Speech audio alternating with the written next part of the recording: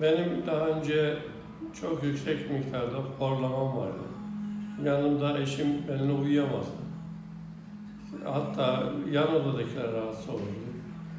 Hatta bazen ben pikniğe gittiğim zaman dışarıda yatırırlardı beni.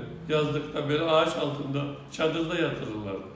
Alt komşu üstte oturanlar rahatsız olur. Sonra ben bir uyku apnesi için CPAP cihazı kullanmaya başladım. Onu da her yere götürüyorsun, sürekli yanında taşıyorsun. Elektrik şeye de yakın bir yatak bulman lazım gittiğin misafirlikte falan. O maskeler burnuna rahatsızlık veriyor. Yani birçok sıkıntım vardı. Sonra tesadüfen burayı öğrendim. O Dent grubun reklamını internette, daha doğrusu bir İstanbul'dan, Mersin'de yaşıyorum. İstanbul'a geldiğimde cihazımı getirmedim. O gece sabaha kadar uyuyamadım, cihazım yoktur diye. Uykuda kendi horlamamla uyanıyordum, işkence gibi. Sabaha kadar uyuyamadım.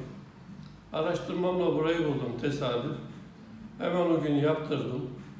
Bir senedir kullanıyorum.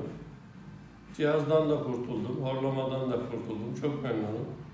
Ben yani bunu reklam olsun da söylemiyorum. Çok teşekkür ederim bu Tuğrul Bey, bana yardımlar için.